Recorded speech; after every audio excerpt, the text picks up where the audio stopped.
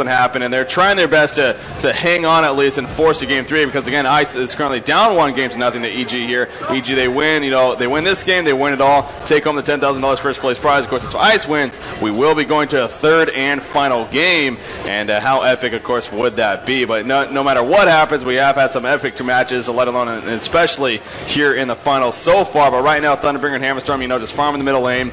Seems like the Legion team's having a tendency to hang around a little bit more together. Obviously, as we mentioned, the portal key on Pebbles, and just the strong initiation from the Hellborn team in general. Between Pebbles and Bubbles, again, the Pubbles combination, what I like to call them, can just really catch you off guard. But we constantly see that focus buffer from Chipper being spammed on heroes like Hammerstorm like this, so he's able to absorb a 600 damage at this point now with it being level 4, so definitely absorbs quite a bit. He also picked up a portal key, as we did see last time as well. Very powerful initiation tool, and maybe a Shrunken Head is in the making, as of course it would be very effective against this Hellborn team. Yeah, it definitely would. I'm not quite sure about this push which was coming just then. 4 heroes from Ice ready to push out this bottom lane while he's seeing free farming. Behemoth's up there on the top. You get, as you said, portal key on the back of him. Want to get that one up, but just like the entire team here from EG, they're making the most of it. They come in, they just push the lane straight back so easily. Here comes the port straight over Hammerstorm. He's done next to tower. They're fighting this next to tier 1. Sandrate's in the middle of it too. Bubbles the first one. Oh, it's all going on. Pebbles goes up. Behemoth comes in with the ulti. Hammerstorm just shrugs it off. Bubbles trying to hold them all there with the ulti as well. 1, 2, 3 goes down. Bubbles is on the run out there. So is Flint Beast. We're going for the money shot. It's not enough to kill Chipper. He might think about actually pursuing it a little bit further. Off goes the flare. It's not going to be enough. That's 3 for 1. A 3 for 1 trade, and the tier 1 tower down. Not yet, actually. It's still up, but it should be claimed as well. Well, yeah, they are going to look to. I mean, will they push it? Actually, it doesn't even look like at this point they're looking to push the middle lane. So a tower will stay alive. Yeah, I mean that's a risk you take. When you dive past a tower like that, they did get the hero kills though. So in the end, it wasn't a horrible thing to happen, but they don't come out with the tower kill, unfortunately. But yeah, that was just a great team fight by them. I mean, we saw right there the ultimate from Vindicator used at such a perfect time. The initiation on a Pebbles, a lockdown, and then the ultimate right after. Pebbles was locked out for pretty much all of that fight, and then the Chipper ultimate eventually to finish them off, and in a very good placement, by the way. Did a lot of AoE damage, at least to 3 or 4 heroes. Just did a lot of damage there. So well played right there from the Legion team. Ice did a lot of credit for the team fight. And the Hellborn team, they did their best, and at least they were able to save both Flint Beastwood and Bubbles. Flint Beastwood, of course, the important hero there. Definitely needs to stay alive and keep his powerful farm going, which, by the way, he has finished his Geometer's Bane. That he definitely has too, so keep your eyes open very closely for that one. Of course, Sandrate himself, we actually haven't seen him buy any more items in maybe the past 15 minutes. Yeah. It's been a long time since he's actually got any sort of upgrade.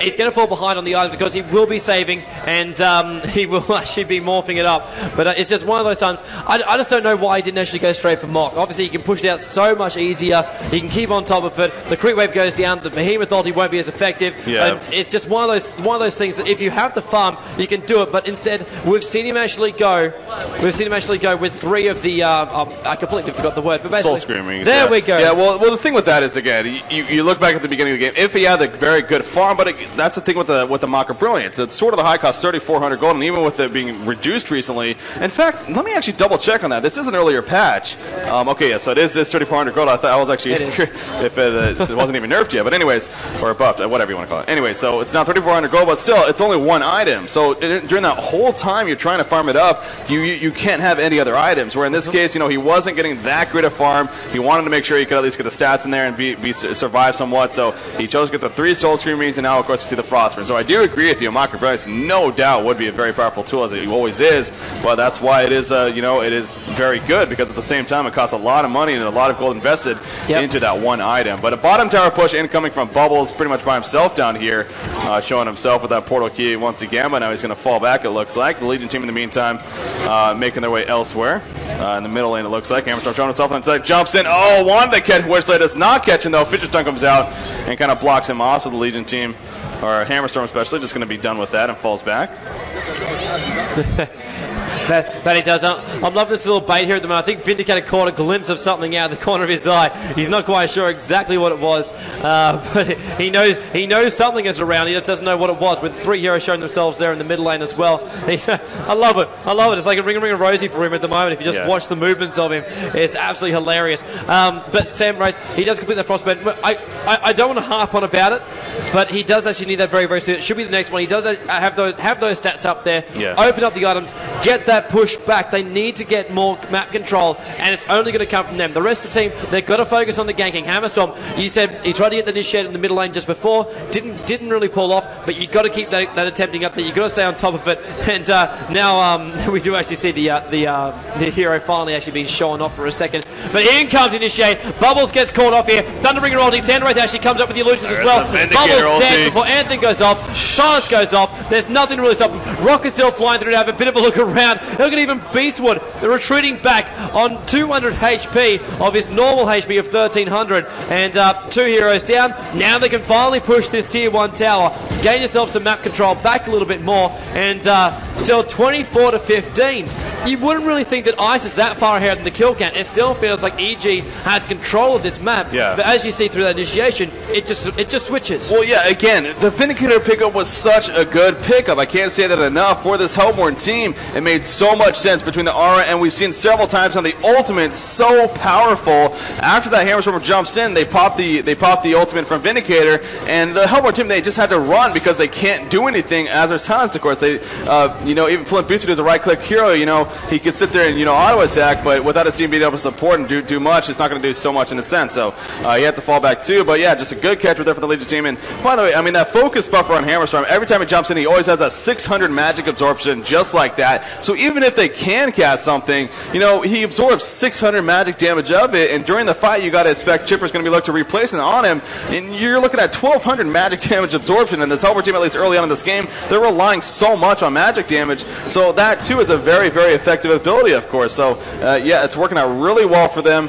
So Chipper, in the end, despite him playing a babysit role, not necessarily good levels with the greatest farm, he is doing a very, very good job being played by the Togosu here. Yeah, they definitely are, and of course the lanes out of push out. There is a rather large problem at the moment. It's the fact that the Hellborn aren't in any lanes because they're currently trying to finish off Kongol, which they do manage to do so as well. Flint Beastwood looks like he's going to take the token of life. Took him a while to actually do that. Like it was a good maybe minute and a half. They don't have the minus armor yet. Like that's true. I mean, they actually have to do it, the good old-fashioned way of sitting there and not auto attacking and picking your head against the wall, but they did finally kill it, like you said. He saw the message, and Flint Beast turned out picking up the token of life, so, that's a momentum booster for them, and obviously it will help them, as it always does. Yeah, if you look for that, it did actually go on Flint Beastwood, which is surprising of most heroes to actually throw it on. Yeah. He sits in the back, he wants to do the DPS, but they've been targeting Bubbles down. But obviously Bubbles can drop pretty fast, but if you want to keep him up during those fights, you want those abilities to actually stay up, maybe think about moving it around a little bit. Obviously, hard carry, you want to keep him up as long as possible, so completely legitimate. It's debatable. Yeah. I mean, Pebbles as well, you can definitely argue for too, because he finds himself in the midst of those fights, obviously jumping in, makes himself very, very vulnerable. So, and when honestly, he comes out of it too, everything's off cooldown. Yeah, exactly. So it's whoever, honestly, anyways, is definitely valid, and they chose to go with the Flint Beastwood, as we mentioned. So we'll see how that pays off for them in the long run. But right now, Sandwraith, but again, he's farming the middle lane, pushed up, but he has that focus buffer on him. So even if you do jump in, he's going to absorb 600 of that magic damage, and then you also have to deal with a Vindicator ultimate being silent. So just a very, very powerful team synergy here from Ice here in this game too.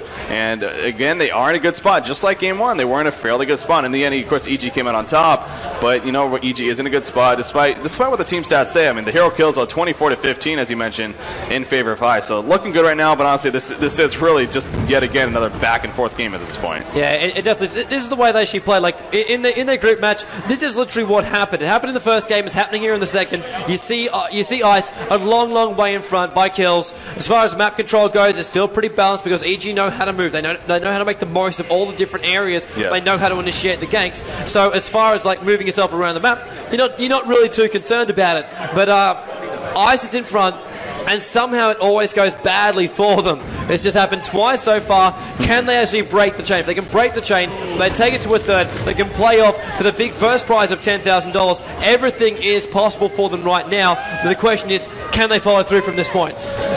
That indeed it is, as we've been standing all night long, and so it's but it is a very entertaining game. With that said, I want to make a note of something. Flint Beastwood actually picking up another quick blade, so that kind of leads you to believe, obviously already with the Geometer's Bane, that he's possibly going for a Nullfire Blade. Now a Nullfire Blade, obviously it's a very good slow effect, but it also has that purge ability, and very powerful against the Hammer Storm. Obviously with his ultimate, if you purge off that ultimate, which no doubt has been a big issue because he jumps in the midst of those team fights, causes a lot of damage, a lot of chaos with that focus buffer on him as well. I could think that that's a big reason why they are choosing to pick up that Nullfire Blade right there. But again, it also provides a very powerful slow, so very, very solid pickup there for Flint Beastwood, and that again is something that the Legion team will now have to keep in mind, and of course Hammerstorm specifically. On top of that, it also will remove the focus buffer, which I honestly wasn't even thinking about until right now, so that's of course another thing, and no doubt the focus buffer, as we constantly said, is a very, very big hassle for them, so several very useful abilities for it. Yeah, most definitely. I'm actually very interested in the fact that Bubbles is actually running around currently with a puzzle box. Level 1 puzzle box, yeah. Level 1 puzzle box. An interesting item actually go on Bubbles. Like Bubbles, I do know he likes to go for a bit of a sheepstick kind of build. Yeah. It's a better way of actually going. You can go with the Hex, but instead he's going to go for the minions. I'm wondering if that's just the way that EG go. We need to have a bit of map control. Get that puzzle block up and get rid of those boards. Make sure we have control over the map. We can push them back. Even though we are 9 kills down at the moment, if we control the map, we control the game. It doesn't matter how many times we've died. If we control the map, we can get that initiation, and making those kills back is very, very easy. Those group battles, we've seen them go both ways multiple times, and it's really about the prep. A big, big thing for the prep to make sure you have the sight, they don't. You catch them off guard, you catch them split up, and that's the way it's going to run. If you do that, then the game is yours. Yeah, it definitely is a different style pickup, but it is a more aggressive style pickup, like I said, and also allows you the map control with the counter warding ability because of level 3 puzzle box. Obviously, you can see invisible and see the wards. An interesting thing here, though, to note, the Nullstone would be actually a very valid pickup on the Hellborn team for a lot of the Hellborn players, including that Bubbles, because it does block the Vindicator ultimate, and that has been such a big issue throughout this fight. On top of that, it actually also blocks a Sandwraith ultimate from making an illusion as well. Speaking of, Bubbles gets initiated on by Sandwraith, but it looks like he's going to fall back and actually be fine for the time being, so just a little bit of harassment and peekaboo style right there. But again, yeah, going back to that is an issue. But with that said, Pebbles did pick up a Nullstone, so he is very aware of that, and he wants to make sure that he cannot get silenced, so choosing to go Nullstone himself. Yeah, that he is. I just lost complete sound there for a second. Go, Barwood here. Lane pushing in through the bottom lane. Getting completely distracted. It's great. Bubbles is actually still up here, pushing out that top lane. Support coming in from the Witch Slayer as well. I still can't believe there's a Tier 1 tower up. This keeps on happening. This keeps on happening. Yeah, a Tier 1 tower survives 40 minutes into a game. I think it was 50 minutes, the longest Tier 1 tower survived in the last game.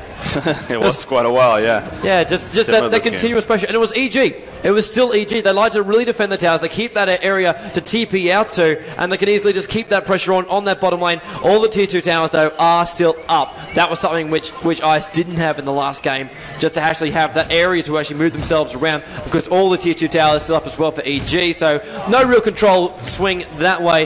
Yeah. It's a lot of this time at the moment, like, you're moving yourself around,